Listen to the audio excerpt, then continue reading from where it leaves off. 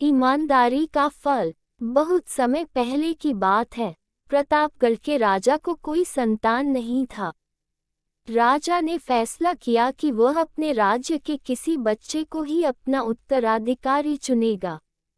इसी इरादे से एक दिन सभी बच्चों को बुलाया गया। राजा ने घोषणा की कि वह वहां मौजूद बच्चों में से ही किसी को अपना उत्तराधिकारी चुनेगा।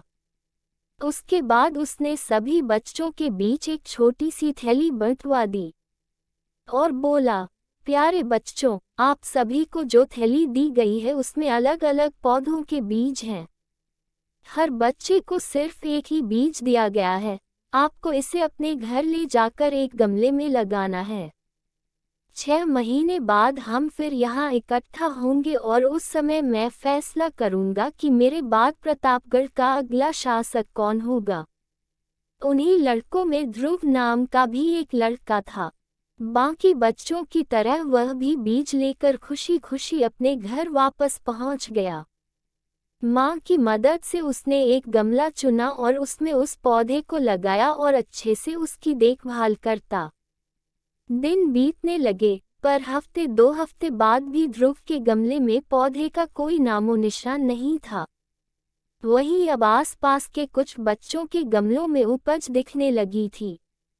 ध्रुव ने सोचा कि हो सकता है उसका बीज कुछ अलग हो और कुछ दिनों बाद उसमें से कुछ निकले। और ऐसा सोचकर वह पूरी लगन से गमले की देखभाल करता रहा। पर 3 महीने बीत जाने पर भी उसका गमला खाली था। वहीं दूसरी ओर बाकी बच्चों के गमलों में अच्छे खासे पौधे उग गए थे। कुछ में तो फल फूल भी दिखाई देने लगे थे। ध्रुव का खाली गमला देख सभी उसका मजाक बनाते और उस पर हंसते, यहाँ तक कि कुछ बड़े बुजुर्ग भी उसे बेकार में मेहनत करने से मना करते। पर बावजूद इसके ध्रुव ने हार नहीं मानी और लगातार गमले की देखभाल करता रहा। देखते देखते 6 महीने भी बीत गए और राजा के सामने अपना गमला ले जाने का दिन आ गया। ध्रुव चिंतित था क्योंकि अभी भी उसके गमले में कुछ नहीं निकला था।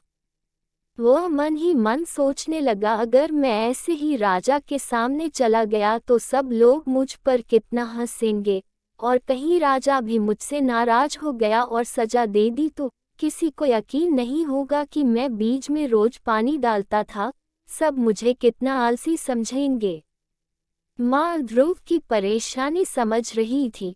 उसने ध्रुव की आंखों में आंखें डालकर कहा, नतीजा जो कुछ भी हो, तुम्हें राजा को उसका दिया हुआ बीज लौटाना ही चाहिए। तय दिन सभी बच्चे राजमहल के मैदान में इकट्ठा हो गए। वहां एक से बढ़कर एक पौधों का अंबार लगा था। रंग बिरंगे फूलों की खुशबू से पूरा महल सुगंधित हो गया था। ध्रुव का खाली गमला देख बाकी बच्चे उसका मजाक उड़ा रहे थे कि तभी राजा के आने की घोषणा हुई। सभी बच्चे शांति से अपनी जगह खड़े हो गए।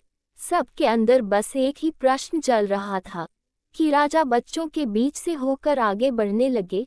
वह जहां से भी गुजरते बच्चे तनकर खड़े हो जाते और अपने आप को योग्य उत्तराधिकारी साबित करने की कोशिश करते। तमाम खूबसूरत पौधों को देखने के बाद राजा की नज़र ध्रुव पर पड़ी। क्या हुआ?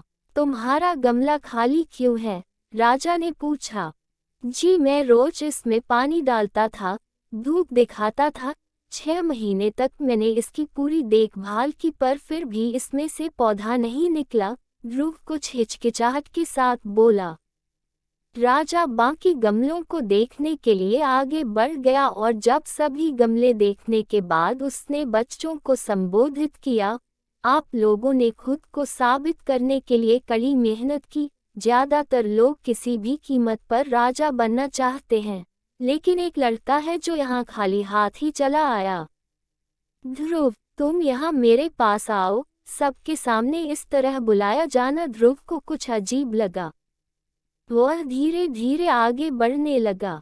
जैसे ही राजा ने उसका गमला उठाकर बाकी बच्चों को दिखाया, सभी हंसने लगे। शांत हो जाए, राजा ने ऊंची आवाज में कहा। 6 महीने पहले मैंने आपको बीज दिए थे और अपने अपने पौधों के साथ आने को कहा था। मैंने आपको जो बीज दिए थे वो बंजर थे।